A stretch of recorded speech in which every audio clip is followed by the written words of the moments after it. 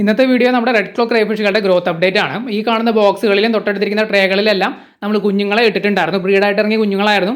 അവരെല്ലാവരും വലുതായിട്ട് ഏകദേശം ഒരു 3 ഇഞ്ച് 4 ഇഞ്ച് സൈസിലേക്ക് ആയിട്ടുണ്ട്. അപ്പോൾ കുറച്ച് ബോക്സുകളും കുറച്ച് ട്രേകളും ഞാൻ കാണിക്കാം. പ്രോപ്പർ കെയർ കൊടുക്കുകയാണെന്നുണ്ടെങ്കിൽ പെട്ടെന്ന് തന്നെ അവർ വളർന്ന് വലുതാവും. കണ്ടില്ലേ, ഇതിൻ്റെയൊക്കെ സൈസ് കണ്ടില്ലേ, നല്ല സൈസ് ആയിട്ടുണ്ട്. ഏകദേശം ഒരു 4 ഇഞ്ചിനടുത്ത് സൈസ് ആയിട്ടുണ്ട്. നമ്മുടെ കയ്യിലുള്ള എല്ലാ പീസുകളും ഏകദേശം ഈ ഒരു 3 ഇഞ്ച് 4 ഇഞ്ച് സൈസിലേക്ക് ആയിട്ടുണ്ട്. എനിക്ക് തോന്നുന്നു ഒരെണ്ണം മാത്രമാണ് ഒരു 2 ഇഞ്ച് സൈസിൽ നിൽക്കുന്നത്. അതിൻ്റെ ഗ്രോത്ത് കുറച്ച് സ്ലോ ആണ്. ബാക്കിയെല്ലാം ഏകദേശം ഈ ഒരു 3 ഇഞ്ച് 4 ഇഞ്ച് സൈസിലേക്ക് എത്തിയിട്ടുണ്ട്. മുമ്പ് നമ്മൾ എല്ലാ വെള്ളിയാഴ്ചകളിലും അപ്ഡേറ്റ് വീഡിയോ ഇടാറുണ്ടായിരുന്നു. പക്ഷേ ഇപ്പോൾ നമ്മൾ അങ്ങനെ ചെയ്യുന്നില്ല. കാരണം എന്തുകൊണ്ടാണെന്ന് വെച്ച് കഴിഞ്ഞാൽ റെഗുലർ ആയിട്ട് നമ്മൾ അപ്ഡേറ്റ് ഇട്ട് കഴിഞ്ഞ് കഴിഞ്ഞാൽ നിങ്ങൾക്ക് അതിൻ്റെ ആ സൈസ് ഡിഫറൻസ് മനസ്സിലാവില്ല. ഇപ്പോൾ ക്ലിയർ ആയിട്ട് തന്നെ നിങ്ങൾക്ക് മനസ്സിലാവും. അതായത് 3 ഇഞ്ച് 4 ഇഞ്ച് എന്ന് പറയുമ്പോൾ ഏകദേശം അത്യാവശ്യം സൈസ് ആയിട്ടുണ്ട്. അപ്പോൾ കുറച്ച് ആഴ്ചകൾ കൂടുമ്പോൾ നമ്മൾ ഒരു അപ്ഡേറ്റ് വീഡിയോ ഇടുന്നതായിരിക്കും കൂടുതൽ നല്ലത്. ഇപ്പോൾ ഈ ഒരു ക്രേഫിഷുകളുടെ സംഭവം മാത്രമല്ല, ബാക്കി മീനുകളുടെ എല്ലാം നമ്മൾ നല്ല രീതിയിൽ ശ്രദ്ധിക്കുന്നുണ്ട്. വാട്ടർ ക്വാളിറ്റിയും കാര്യങ്ങളൊക്കെ, പ്രത്യേകിച്ച് ഭയങ്കര ചൂടാണ് അപ്പോൾ വെള്ളത്തിൽ ഓക്സിജൻ റീടെൻഷൻ കുറവായിരിക്കും. അപ്പോൾ അതൊക്കെ നമ്മൾ നല്ല രീതിയിൽ ശ്രദ്ധിക്കണം. കാരണം ചൂടുകാലത്താണ് ഓക്സിജൻ്റെ പ്രശ്നം കൂടുതലായിട്ട് വരുന്നത് മഴക്കാലത്തേക്കാളും. വെള്ളം തണുക്കുമ്പോൾ വെള്ളത്തിൽ കൂടുതൽ ഓക്സിജൻ റീടെൻഷൻ ഉണ്ടായിരിക്കും. വെള്ളം ചൂടാവുന്ന സമയത്ത് വെള്ളത്തിൽ ഓക്സിജൻ്റെ അളവ് കുറവായിരിക്കും. അപ്പോൾ ക്രേഫിഷുകളൊക്കെ സീരിയസ് ആയിട്ട് ബാധിക്കാൻ സാധ്യതയുണ്ട്. അപ്പോൾ നമുക്ക് ഇതുവരെ പ്രശ്നങ്ങളോ കാര്യങ്ങളോ ഒന്നും ഉണ്ടായിട്ടില്ല. കൊടും ചൂടായിട്ടും നമുക്ക് പ്രശ്നങ്ങളൊന്നും ഉണ്ടായിട്ടില്ല. നമ്മൾ ഈ ഫ്ലോട്ടിംഗ് ചെടികൾ ഷെയ്ഡായിട്ട് ഇട്ട് കൊടുക്കുന്നതുകൊണ്ട് ഇവർക്ക് വലിയ സ്ട്രെസ്സോ കാര്യങ്ങളൊന്നുമില്ല. അതുപോലെ തന്നെ ഡയറക്റ്റ് ലൈറ്റ് കാര്യങ്ങളൊന്നും അടിക്കുന്നില്ല. പിന്നെ ഹീറ്റും അങ്ങനെ സീരിയസ് ആയിട്ട് വെള്ളത്തിനെ ബാധിക്കുന്നില്ല. ടെമ്പറേച്ചർ ഡിഫറൻസ് പൊതുവേ ഈ ഷ്രിമ്പ് അതുപോലെ തന്നെ ക്രൈഫിഷ് പോലുള്ള സാധനങ്ങളെ ബാധിക്കാറുണ്ട്. അതുകൊണ്ട് വെള്ളം എപ്പോഴും നമ്മൾ കൂളായിട്ട് മെയിൻറ്റെയിൻ ചെയ്ത് പോകുന്നതാണ് നല്ലത്. പിന്നെ നമ്മൾ റെഡ് ക്ലോ ക്രൈഫിഷുകളുടെ ബ്രീഡിങ് നമ്മൾ ഓൾറെഡി ട്രൈ ചെയ്തിട്ടുണ്ടായിരുന്നു. ഇനി നമ്മുടെ ഒരു ഫോക്കസ് എന്ന് പറഞ്ഞു കഴിഞ്ഞാൽ ഈ സർവൈവ് ചെയ്യുന്ന കുഞ്ഞുങ്ങളെ എല്ലാം അത്യാവശ്യം സൈസിലേക്ക് ആക്കിയെടുക്കുക എന്നുള്ളതാണ്. അപ്പോൾ അതാണ് നമ്മളിപ്പോൾ എക്സ്പെരിമെൻറ്റ് ചെയ്തുകൊണ്ടിരിക്കുന്നത്. ഇപ്പോൾ നമ്മുടെ കയ്യിലുള്ള റെഡ് ക്ലോ ക്രൈഫിഷുകളിൽ ഏറ്റവും വലിയ സൈസ് എന്ന് പറയുന്നത് ഏകദേശം 5 ഇഞ്ച് 6 ഇഞ്ച് സൈസ് വരുന്നതാണ്. ഇത് ഏകദേശം 1 ഫീറ്റ് വരെയൊക്കെ സൈസ് വയ്ക്കുന്ന ക്രൈഫിഷാണ് നാച്ചുറൽ ഹാബിറ്റാറ്റിൽ അല്ലെങ്കിൽ വൈൽഡ് കണ്ടീഷൻസിലൊക്കെ.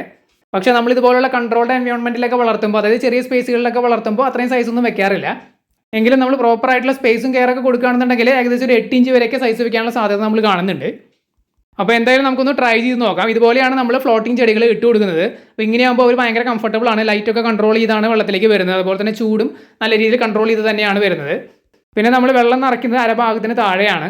അതുകൊണ്ട് തന്നെ ഈ സൈഡിലുള്ള വാൾസ് അത്യാവശ്യം ലൈറ്റ് കൺട്രോൾ ചെയ്യും. ഓവറായിട്ടുള്ള ലൈറ്റ് ഇവർക്ക് സ്ട്രെസ് ഉണ്ടാക്കാറുണ്ട്. ഇനി നമ്മൾ ട്രേകളിലുള്ള ക്രൈഫിഷുകളെ കാണിക്കാം. കുറച്ചെണ്ണത്തിന് എല്ലാത്തിനും സെയിം സൈസ് തന്നെയാണ്. ഈ പറഞ്ഞ പോലെ 3.5-4 ഇഞ്ച് വരുന്നതാണ്.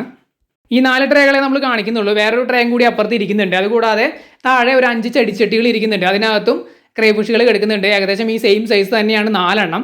ഒരെണ്ണം മാത്രം എനിക്ക് തോന്നുന്നു ഒരു 2 ഇഞ്ച് സൈസിലേക്ക് ആയിട്ടുള്ളൂ. ബാക്കിയെല്ലാം ഇപ്പോൾ ഈ ഒരു സൈസിലേക്ക് വളർന്നിട്ടുണ്ട്. 4 ഇഞ്ച് 5 ഇഞ്ച് സൈസൊക്കെ ആവുകയാണെന്നുണ്ടെങ്കിൽ നമുക്ക് ബ്രീഡിങ്ങിനായിട്ട് യൂസ് ചെയ്യാം.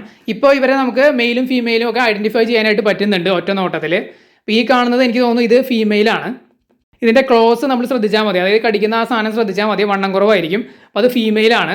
അപ്പോൾ അതുപോലെ മെയിലും ഫീമെയിലായിട്ട് മിക്സഡ് ആയിട്ടാണ് പല ട്രേകളിലും ബോക്സുകളിലും കിടക്കുന്നത്. ഇപ്പോൾ ഈ കാണിച്ച ട്രേകളിൽ നമ്മൾ ഇവരുടെ ഫിസിക്കൽ അപ്പിയറൻസ് നോക്കിയിട്ട് നമുക്ക് മനസ്സിലായിട്ടുള്ളത് 3 ഫീമെയിലും ഒരു മെയിലുമാണ്. അവസാനത്തെ ട്രേയിൽ കിടക്കുന്നത് മെയിലാണ്. എനിക്ക് തോന്നുന്നു ഇതാണ് അവസാനത്തെ ട്രേ. ഇത് മെയിലാണ്. ഇതിൻ്റെ ക്ലോസ് കണ്ടില്ലേ, ഇത്തിരി വണ്ണം കൂടിയ ക്ലോസ് ആണ്. ഇത് മെയിലുകൾക്കാണ് ഇങ്ങനെ വണ്ണം കൂടിയ ക്ലോസ് വരുന്നത്.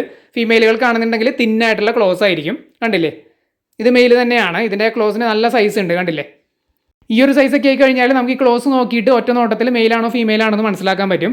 പിന്നെ ഇതിനെ പിടിച്ചിട്ട് നമ്മൾ തിരിച്ച് നോക്കി കഴിഞ്ഞ് കഴിഞ്ഞാൽ ഇവരുടെ ജെനിറ്റൽസ് നോക്കിയിട്ട് മെയിലിനും ഫീമെയിലിനെ ഐഡൻറ്റിഫൈ ചെയ്യാനായിട്ട് സാധിക്കും. ചെറിയ സൈസിൽ ബുദ്ധിമുട്ടാണ് ഐഡൻറ്റിഫൈ ചെയ്യാനായിട്ട്.